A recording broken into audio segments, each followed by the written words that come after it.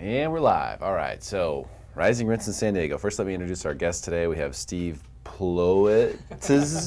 Steve Ploetz. Welcome to the show, Steve Ploetz. Nice to have you here.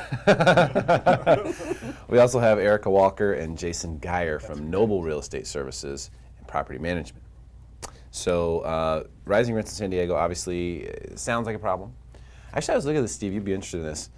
I was trying to find similar communities to San Diego to make a comparison. Very difficult to do, right? There's so few places in the world that are this awesome. But if you start looking at the places that actually do compare, and I mean internationally, not just, okay, let's say Hawaii might be one that's here locally, you know, in looking the States. At the rental market. Looking at all aspects of real estate. Cost of living is what I was searching. Okay.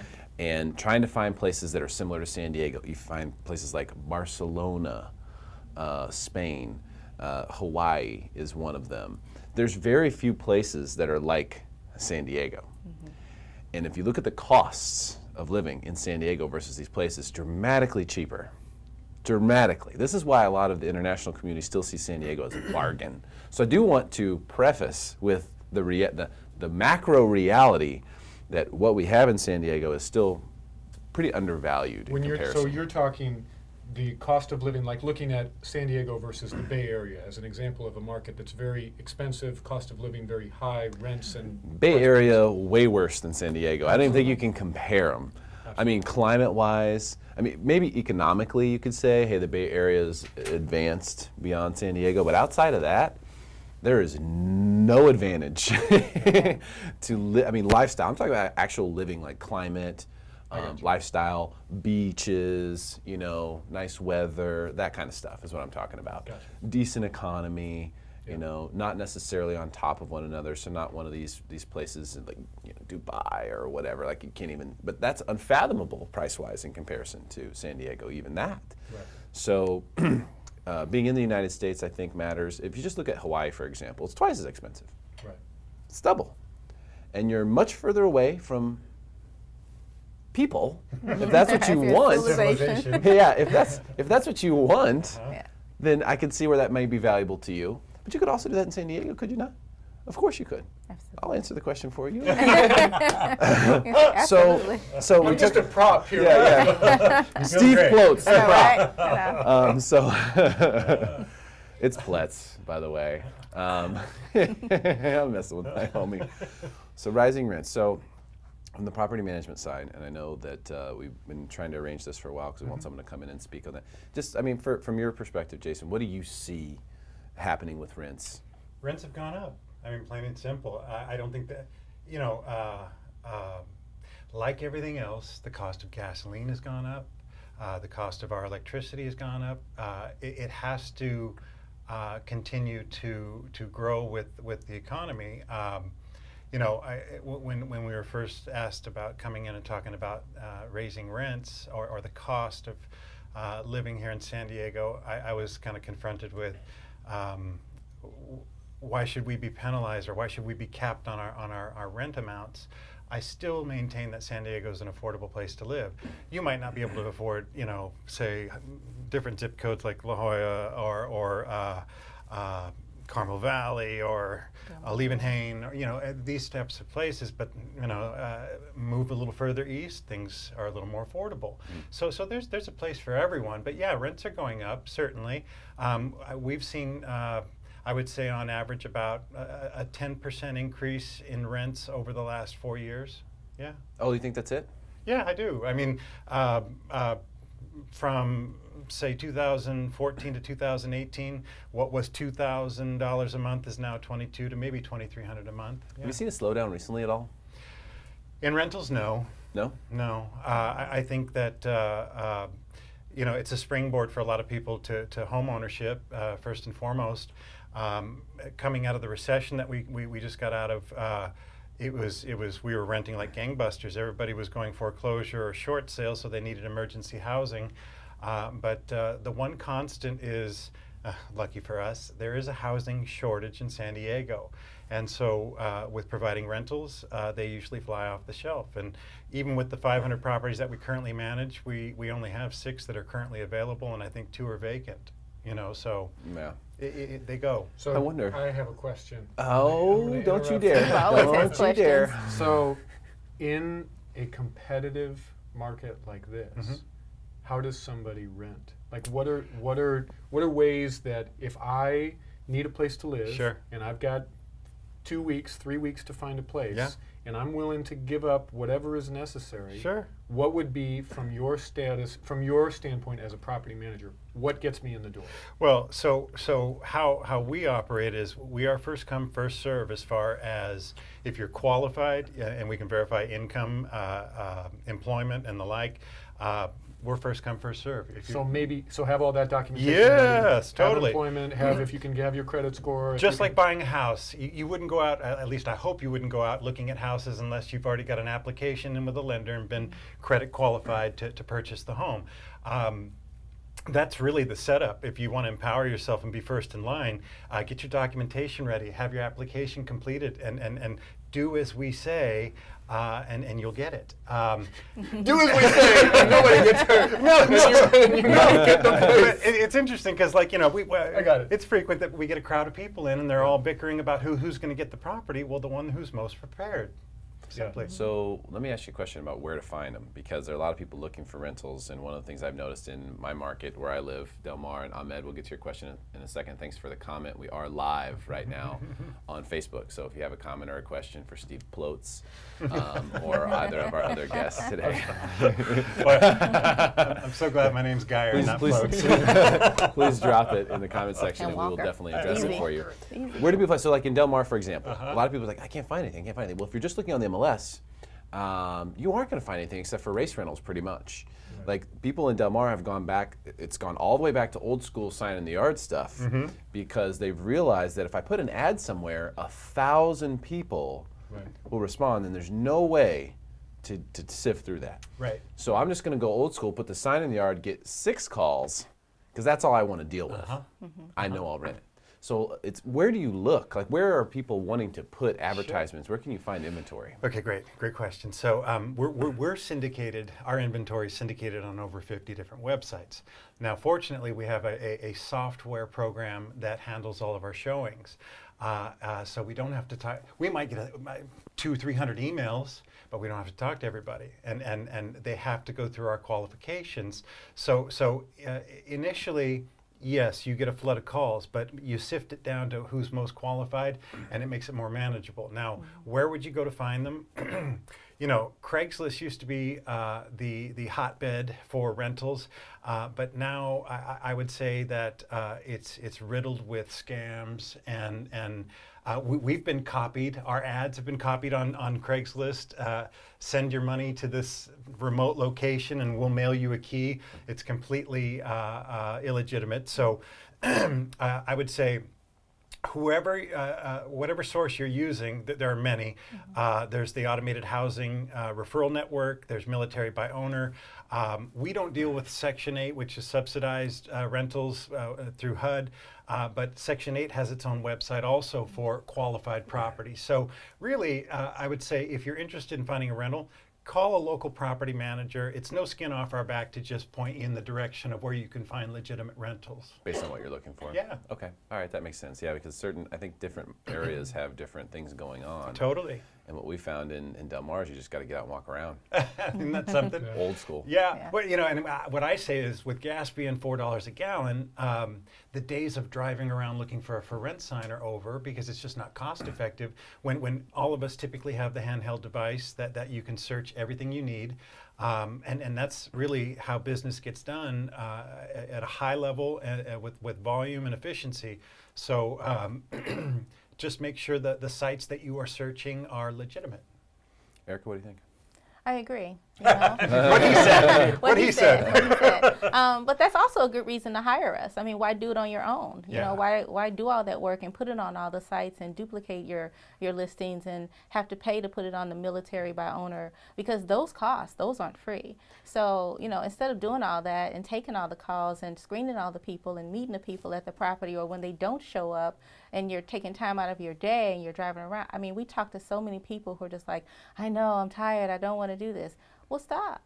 Yeah. You know, that's what we do. Why hasn't the rental side gone the way of the sales side, where agents that represent buyers, of course, are compensated. Agents that represent tenants typically aren't compensated, or they're compensated a very small amount of $100 or $200. Right.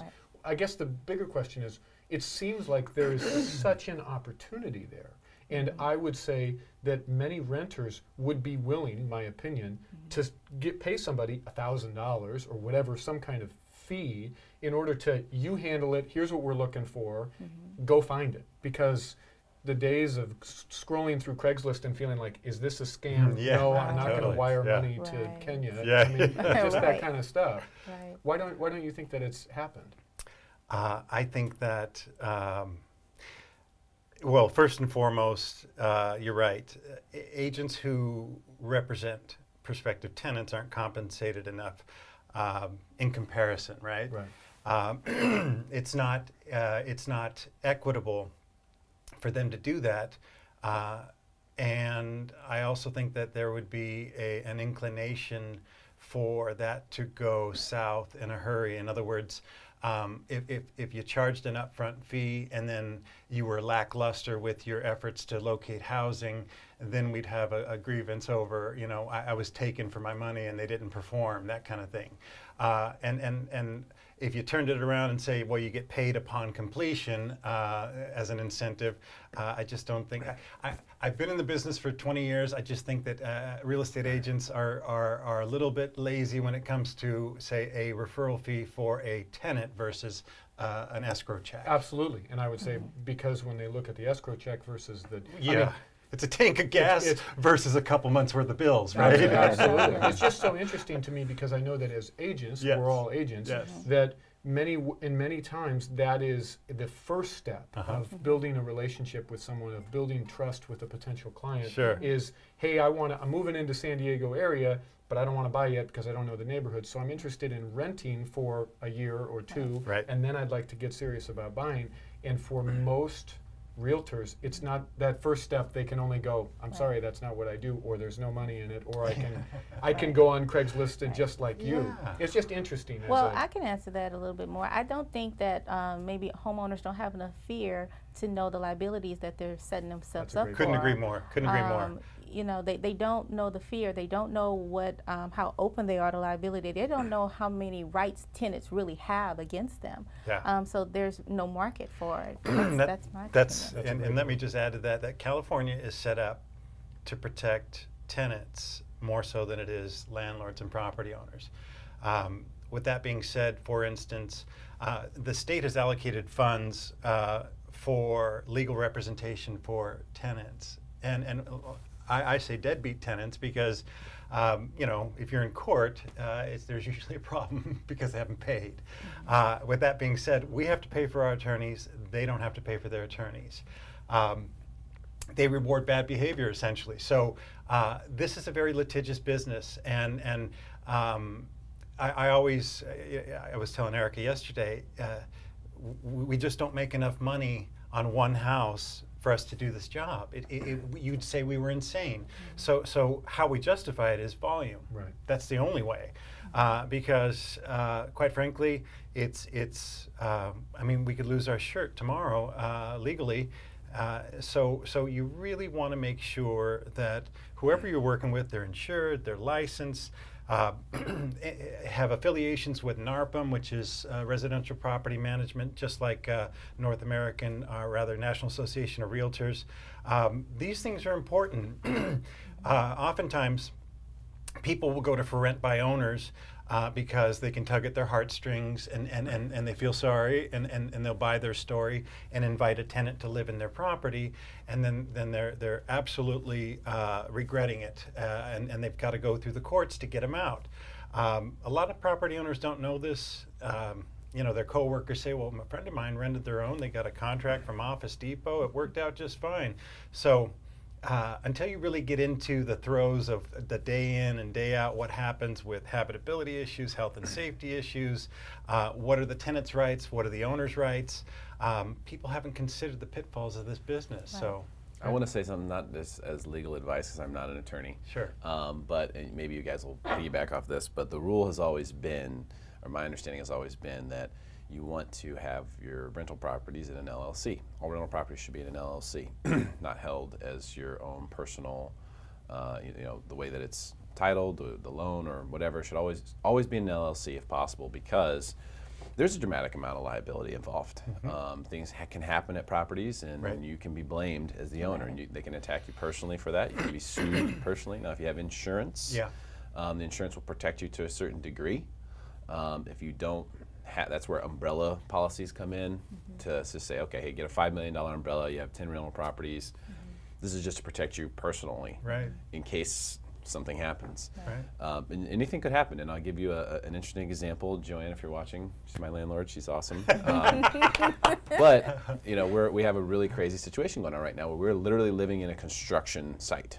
I mean, they're refacing the entire complex, and it is an absolute nightmare. But there's all sorts of crazy things going on, where construction workers are leaving tools and nails, and it's just. They've destroyed different parts of the property. They're actually in my unit right now fixing 8 holes in the wall that were created during the demolition period. So 8 holes went all the way through the wall, 5 in the living room, 3 in a closet. Tell me that they're compensating you doing this. They've tore up all sorts of things. And then yesterday someone came and they actually broke the window. So the window, not tempered glass, of course. So it breaks at this one point, and leading up to that point is basically about 20 different dagger-shaped pieces of glass being held together like a house of cards. So you sleep right underneath it. I do. It's 1 foot away from the bed. Oh my God. So I called her because she's great and really get along, just to say, hey, I want you to know, because I know the liability involved. If one of those pieces of glass just slips and falls out the other side and hits someone, they will be injured severely. One of the big pieces actually fell and stayed inside of the shredded like the dual pane area. It was the screen, which was all shredded, but it just barely stayed inside. But it was like a medieval axe. Like, that's the shape of this piece of glass, and it fell like that. And I'm just going, oh my goodness, this is the worst nightmare. This is what, as a property owner, you do not want to see. This is your worst possible nightmare. So my question for you, because the way you said that, I want to get clarification. When someone hires you guys, they're getting liability protection somehow through that? Well, so I liken it to this. You got to watch out for number 1 because you might step in number 2, right? What they're getting is our years of experience as far as what we've seen. We've already made the mistakes. I mean, we've been down that road. So we examine all angles to safeguard and protect our exposure to liability. We are not an insurance policy, and we're an insurance policy, right? Quite simply, we have, so our lease agreement is 16 pages. A purchase agreement for a house is only 10. So you can imagine just everything, how fully comprehensive it is. Every year we pay royalties to our law firm for the updates in California because the laws are always changing. So if you're missing what's relevant and what's the latest and greatest in protection, are you really saving anything when the medieval axe hits? You know what I mean? So if in a perfect world, if people paid their rent, we didn't have any habitability issues, construction issues, or problems or the like, we would be out of business. In the same way that you could say, if buyers and sellers could just get along and shake a hand and do what they were going to do, they could sell their own they houses. could sell their own houses. And from the other side of it, I know the National Association of Realtors put out some stat that like 94% or 96%, I don't remember the exact number of transactions that happened nationally in 2017 were done with a realtor involved.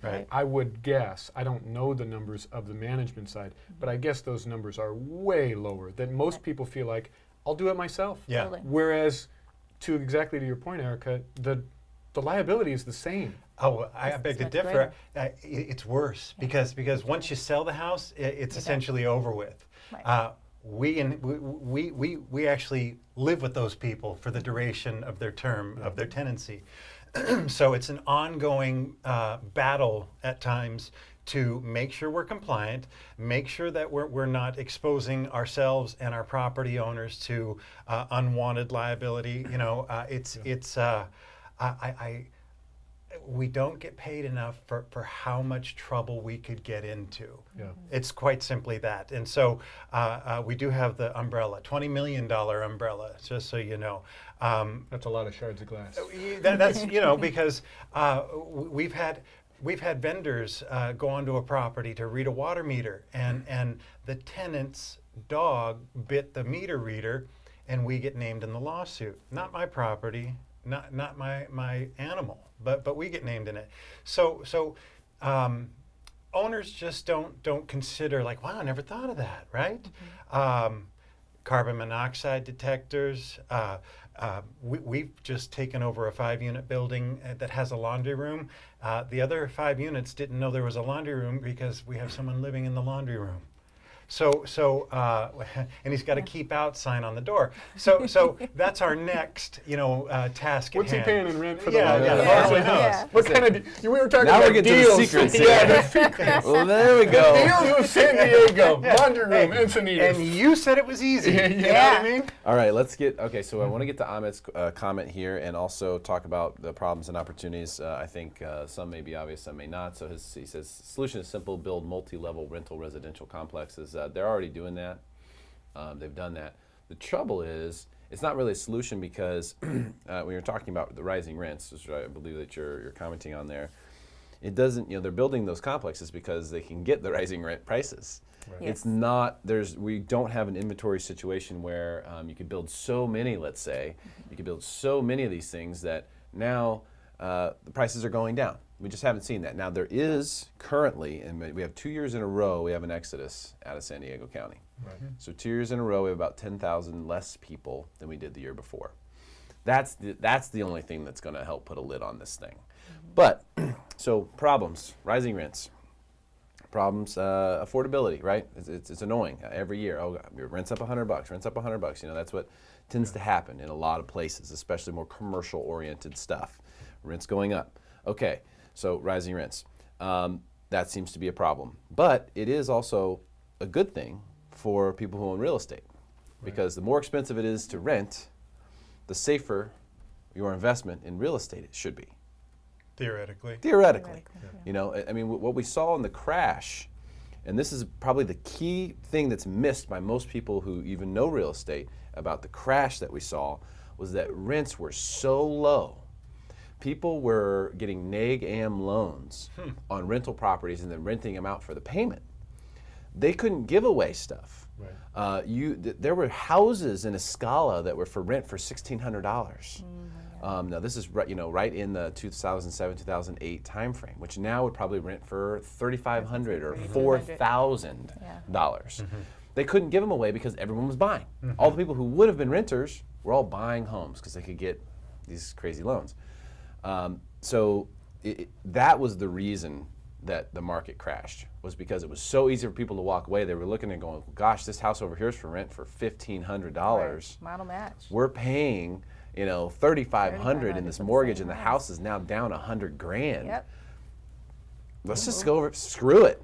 No income verification loans. Yeah, I'll take it. We got it with Zero no money down, so let's just go rent. Yep. Yeah, we're not. What do you have to walking away. lose? Yeah. It was such a no-brainer. Yeah. We saw it every When there day. was no recourse, It was and comical. you were upside down, and this place was actually cheaper and it was nicer. Yeah. I mean, Yep. so we don't have that anymore. No. No. That doesn't exist now. So like if you're an owner and you look at what your options are, it's not so no-brainer to be like, oh well, let's walk away from a home if we're down a little bit because the rents are. So I do think there's some positives. Is my point, Steve. Do you think there's any other positives? I certainly agree. I see what you're saying, that the high rents kind of not prop up, but contribute to our real estate market, the sales market, because there's not the options of, well, it may cost me $3,500 a month in my mortgage, all things included, but I'll just go rent for far cheaper because the rents have gone up so much. I think that I'm finding, I'm sure you guys are finding doing the sales side as well, that many home buyers, even though they're not interested in renting the property, they are interested in what the rental comps are, because they see it as another safety net. That, well, if things get really terrible, maybe I'll move back in with mom and dad, but I can rent out the place and it'll cover my mortgage, Sure. or only lose $100 a month. Sure. So I think that I agree with you. Look at us coming full circle and agreeing. You agree with me. No, I think we meet in the middle. You agree with me? This is what it's like at home. You agree with me? No, I agree. I think that we as a culture don't do enough to see the connection between the rental market and the sales market when they're so intertwined. Absolutely, they're in direct competition. I mean, it's a payment competition for housing. Yeah. Right. That's what it is. It's a Truly. payment competition. So when you see certain markets right now where it's the rental market is just crazy. I mean, I personally know 4 or 5 people who are trying to rent the same house in Del Mar that doesn't exist. And it's because of club volleyball and all the stuff that I'm involved in there with my daughter. But that home that doesn't exist for rent there that so many people want, if it does pop up, let's say one does pop up, how do you find it? We talked about that earlier. If it's Del Mar, for example, there's only one way you can find it that I see, and that is walking around. You got to walk the neighborhood. It just I see them occasionally because I walk the neighborhood. That's how we get exercise that way. And to your point, there's a lot of off-market stuff that happens. In the Yeah. same way on the sales side that, hey, Joe's going to be selling his property. Let me call my friend and say, hey, you might want to buy Joe's place. The same thing. Renter says, hey, I'm going to be moving out at the end of this month, or we're looking for a place. If you can find, and most landlords, particularly ones that do it themselves and do it incorrectly, where they don't look at raising rent or getting appropriate with market rent. How many people are stuck with I say stuck, but with the same tenant for years over years over years, and they haven't made any changes because they figure it's easier. The person's already in there. They probably haven't even inspected the property in 2 or 3 years. I mean, it goes without saying, hire a pro. Here's why hire a pro. I mean, and I've come across Erica, who truly is a pro in my opinion for a variety of reasons. They do stuff like you're evicting the tenant and then all of a sudden you don't know what to do. Put them in, they'll evict the tenant. You're trying to fix up a property, they'll handle that. It goes without saying, but hire a pro. Get somebody. There's so many properties in San Diego as well that are rental properties that are really, how do you say this nicely? Not in the best shape. Right. It's not habitable. You know, a lot of things are dated. They've been treated like a rental property. The first place I moved to in Del Mar, in this same complex that I'm in, I did the 100-foot move a few years ago. I moved from one unit to the other. Yeah. But it was a nightmare. It was a disaster. Everything was completely disgusting. Yeah. And but it was clear no one had paid any attention to it. Yeah. And they lost me immediately. And arguably, that landlord is making that decision over loses a good tenant who would have been there for several years, and lost them over $1,500 worth of repairs. Maybe not even that much. Yeah. Right. Yeah. I mean, Yeah, depending on if you do the carpet or not. I mean, it's like, and so that's the thing. You know, what is it worth? Does it make sense to do things? There was actually one place we were looking at in Solana Beach, and this was a really interesting situation because I'd never gotten into negotiation. We were kind of tying the real estate and the rental market together here, but you know, I was walking through it with the agent, and he was showing it to me, and I was like, you know, this place is a piece of shit. Oops. and he goes, it is, but we can always ask. Yeah. So what do you want to do? It's like, well, they'd have to pretty much redo everything. It's like, okay, well, the rent would have to be more. Do you want me to ask? Yeah. And I was like, sure, let's just see what they say. And so he actually talked to the owner, and the owner said, yeah, we'll redo everything, and the rent, instead of being this much, will be this much. I was like, wow, that's interesting. Yeah. people forget that you have the ability to negotiate, because the rental market, you got to give up your firstborn child and your left kidney in order to get in. And I would say that owner is the exception to the rule. You know, most people that we encounter are accidental landlords. What do you mean by that? I mean, they have a second property that they can't afford, and they make us the lightning rod for their frustration over taking a bath on that second property. We had a home that a lady was paying $2,500 a month to rent, and it had a swimming pool, and the pump didn't work, so the pool was turning green. We fixed the pump. It was $300. The owner called me and pitched a fit and said, I'm driving around on 4 bald tires and you're fixing my pool pump at the rental property. Hey, well, look, people can withhold rent if you don't uphold a standard of care and living conditions for the property. That's the thing. It's like people go into this with so much less information than they should have, and they don't realize the situation they're putting themselves into. It's like I like to think we all have car insurance, but we're not planning on getting into an accident. The fellow that's living in the laundry room, this owner has 21 properties, and at least 80% of them are uninsured. Can you imagine?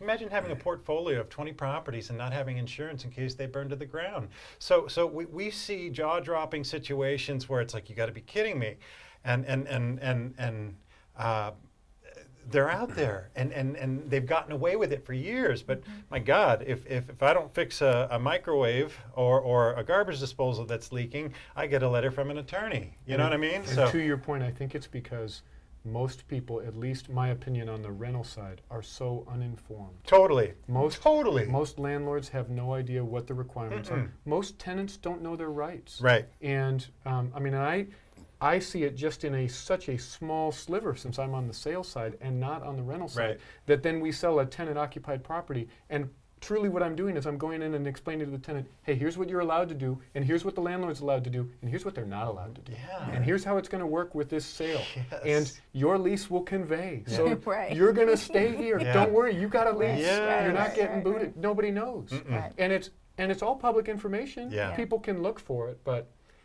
I'm always amazed at how people are so uninformed with such a big piece that brings such liability, Yeah. and Huge. affects them so personally. Yeah, and clearly, I think if they really knew, it would be a no-brainer, right? Right. You know, I say, well, if we make $200 management fee on a property when we collect the rent, it would be like, well, if you're so set on saving money, why not cancel your car insurance and drive very carefully? You could Yeah. save that money too. I say you could give yourself a haircut too to save the money. It might not turn out the way you want it to. Yeah.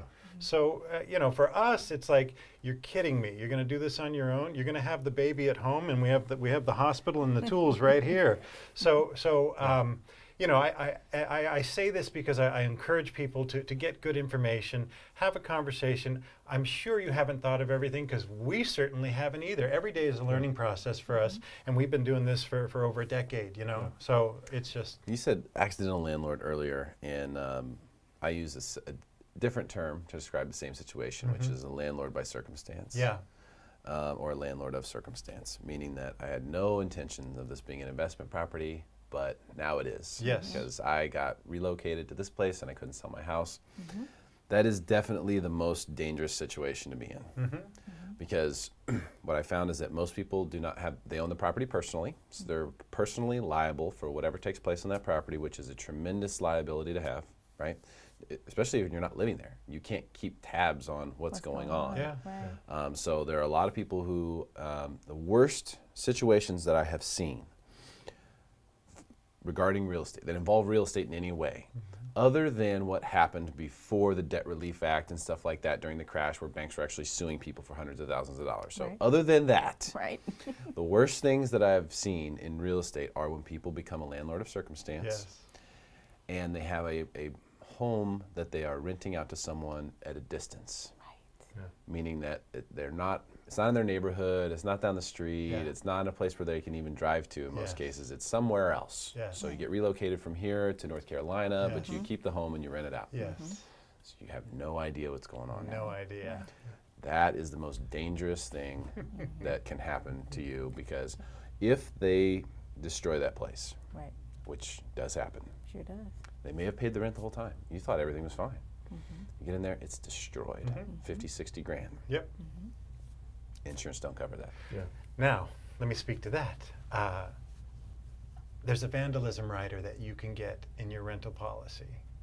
I did have a house like that where the parents died and the adult children stayed in the house, and they literally destroyed the house. You know, graffiti on the walls and substantial damage. I personally have a 4-unit complex in National City where The front house, I had a tenant in there for 2 years, and they always paid the rent with money orders and never received any requests for repairs. And then one day we stopped getting rent, and I went over there, and the windows were open, but there was cloth, like, so you couldn't see through the inside of the house. My key didn't work, and then as I stepped back and looked at the property, I noticed on the roof there was a vent on the roof that wasn't there previously, and there was some new shingles around the vent. So I posted a notice to enter, and it was a marijuana grow house. And so they had drilled holes in the ceiling with ductwork and hydroponics and light and fans. And, you know, this was happening for 2 years right under our nose. So that was about $25,000 worth of damage, and insurance covered that. But I'm just saying, like, I bet you never thought of that. You know what I mean? You're worried about they're not watering the lawn. Guess what's going on inside the house? They are watering the lawn. Inside and outside. We have had, because look, San Diego's a border town. We're right next to Mexico, so you know there's a heavy influx of drugs and things of that nature. And I also have another agent in our office who had to go to court to testify. You know, oftentimes in a two-story house, there's the storage space under the stairs, right? It's like a little closet. You can put the vacuum or anything you're not using under there. Well, they had a hasp and a padlock, and they had kidnapped somebody, and that's where they were keeping this particular person who was kidnapped. So, I mean, the down and dirty is just like you just. And I get owners that say, hey, you know, the such and such, the front yard looks like hell. That's the least of your worries. I mean, that can be fixed. What do you do in that situation? And how do you make sure that you're acting inside the law? Because the first reaction is, you know, grab a baseball bat and go clean house, right? Because that's my property. In fact, it's their property because they're in possession. And so a lot of people don't realize that. That's where we come in. I like to educate our owners that we really are worth the money, quite frankly. It's a bargain. Come on, you know. So yeah, there's just a million things. I mean, we could go on for days of the stuff that we've seen, and it's jaw dropping. So hire a professional. At least talk to one and see if it makes sense. If you're an accidental landlord, definitely Yeah. be careful. Yeah. And, you know, thank you guys so much for coming today. Yeah, It's great absolutely. to have you and get some insight on what's going on. I kind of wanted to piggyback on a few things. You talked about accidental landlords. One thing that I see is that when people inherit property, or even when they get their first property and they want to rent it out, but they take a small deposit. You know, I'll do a $500 deposit and the rent is $2,200 a month. I just want to get someone in there. Oh, I want a 2-year lease. You know, well, you get them in there, close the door, and go on with my life, because of course they want to go on with their life. They don't want to be bothered with the property. Well, that's the worst thing to do. That's the absolute worst thing to do. The small deposit of $500. I mean, is that going to replace the floors if they destroy the floors? Is that going to repaint the house? Yeah. You know, when you need to repaint? No, that's not going to cover your expenses. Yeah. And a 2-year lease, just like Jason said, you know, they're in there. They're in possession. How are you going to get them out if they don't pay rent? You have given them all the power. You're thinking that you're doing yourself a favor and giving yourself, oh, I just don't want to deal with it. I want a 2-year lease. I want longevity because I want to go on with my life and I just want it to be quiet. Let me put a lid on it. No, that's not how that works. You put them in there for 2 years, you cannot get them out. Remember the toaster oven, set it and forget it? Well, a 2-year lease, they think, oh, I don't have to worry about it for 2 years. 50% of marriages end in divorce. And you are married to that person for 2 years. And if they're the tenant from hell, you can't change the terms for those 2 years. We're dealing with a situation now also that they approached us to manage the property. I showed them our qualifications, and they said, you know, we really don't want to do that. They're a close friend of ours. We don't want to ask them for a deposit. We really want to help them. And here we are now, 14 months into a 2-year lease. No deposit, and we are having to bribe him to get out. Right. So the property owners are saying, you know, we should have listened to you. Exactly. Yeah. Keep an arm's, have a buffer, have a go-between, have an agent, Right. because you're emotionally attached to recovering whatever it is was promised, and you fall prey to your emotions, and we take the emotion out of it. Exactly. It's all business. So the The lesson is never help anyone. No matter what. I'm glad I you're mean, listening. Don't have friends. Unless you are a not-for-profit when business. your friends need Yeah. help, tell them to fuck off. I've even had owners say, you know, I really don't want to raise the rent. They've been so great. They've been there for 14 years. Oh, so you're a not-for-profit business. I understand. You're a sweetheart. Let me know if another one comes available. I'll move there.